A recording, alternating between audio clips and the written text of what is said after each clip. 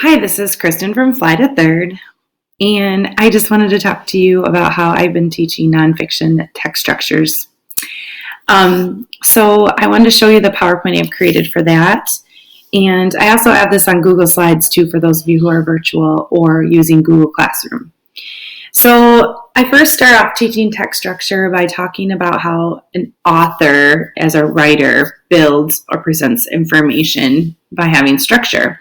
And we use a building as an example, and so we go in and we talk about how a building's made of many materials, and they're the things you need. And so then we talk about how nonfiction authors need materials too, and they're called structures, and these are the different structures that they can choose from when they want to build their paragraphs. So then we go through each of the structures. Each structure has clue words. It's defined. There's an organizer explaining it with the clue words down here.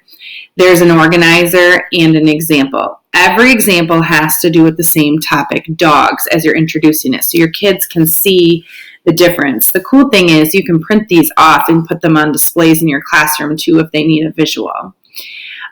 So here's descriptive, and you can see compare, contrast, and then cause and effect,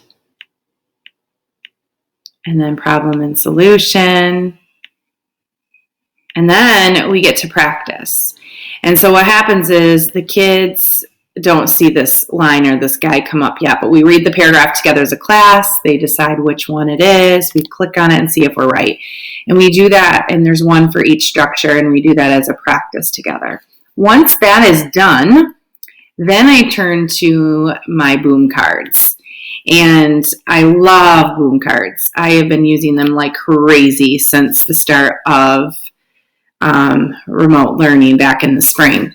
So they have to read just similar to the ones you saw in the PowerPoint and determine what kind of text structure it is. I happen to know this one is sequence, and then it'll tell them if they're right or wrong. The other option is they take a puzzle piece and they drop it in the correct or incorrect text structure, and it tells them incorrect or correct. And then it moves them on. So you can go on there. So text structures is another great way. I also have included I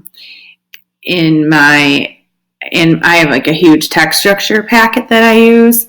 And I can pull this up for you a minute, but I use some forms of assessment as well.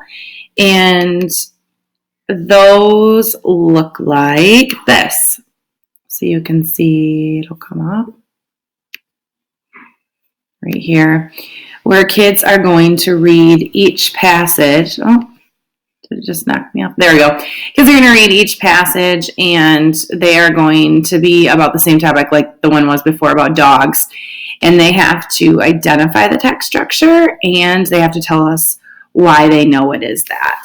So very helpful, and it really hits that standard in third grade with reading informational text and being able to explain it. So I hope that's helpful to you. Maybe you'll find use for it on your own. If you do, head over to my TPT store and you will find it there.